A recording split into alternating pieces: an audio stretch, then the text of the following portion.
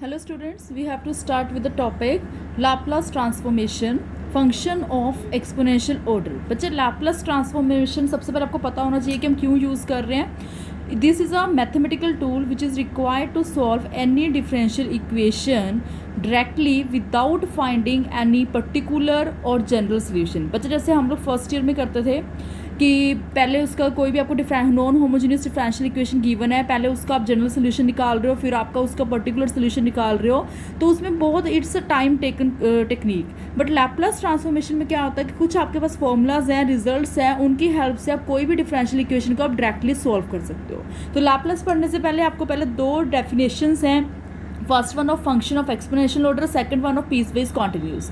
पहले इनको हमें पढ़ना पड़ेगा, उसके बाद हम लैपलास की डेफिनेशन पर जाएंगे कि व्हाट इज लैपलास।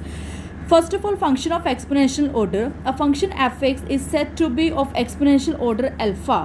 Order हम दे रहे हैं alpha. If there exists a real number k greater than 0 such that mod of f(x), that is maximum value of f(x) is bounded, that is by k e raised to the power alpha x। That means जब आप इसकी value निकालते हो तो हमारे पास कोई भी finite number आ जाए, ठीक है, जैसे बाउंडेड आपने प्रूव करना है, तो अगर लिमिट फाइनाइट आ जाए दैट मीन्स बाउंडेड है। For all x greater than equals to m when x approaches to infinity. x approaches to infinity क्यों कह रहे हैं? बिकॉज किसी सम पॉजिटिव नंबर से x बड़ा है, इट मीन्स टू से x approaches to infinity.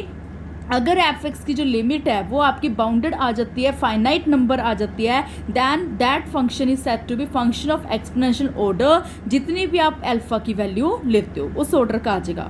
For example, अगर आपके पास कोई फंक्शन दिया हुआ है f(x) is equals to x raised to the power n, this is exponential order alpha as x tends to infinity. अगर मुझे इसको प्रूव करना हो तो कैसे करेंगे?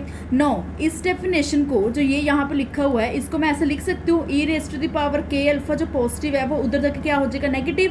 That is I am taking here limit x tends to infinity e raised to the power minus alpha x f(x). जो alpha है वो उधर चला गया, मुझे कोई फाइनाइट नंबर लेके आना है इस लिमिट की वैल्यू। This is equals to what? This is limit x tends to infinity f(x) is what here? f(x) is x raised to the power n, limit x raised to the power n over e raised to the power alpha x. Now on putting the value of x, infinity by infinity form बन रही है। Using L'Hopital's rule, L'Hopital's rule आप लगाते हो तो आपने derivative किया numerator का भी और डिनोमिनेटर का भी। This becomes n x n minus one e raised to the power alpha x with alpha.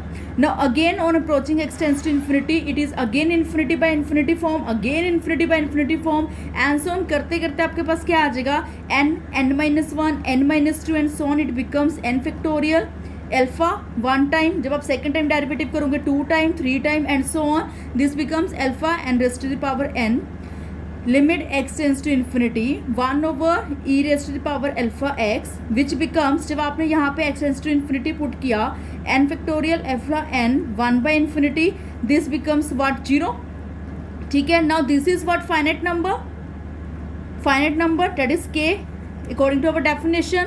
तो अगर आपने इसकी वैल्यू निकाली, आपके पास कोई फाइनाइट लिमिट आ गई, then this function is said to be, that is function f(x) is equals to x raised to the power n is said to be function of exponential order. कितना? Alpha, जितना आप उसकी power ले रहे हो, ठीक है। Thank you.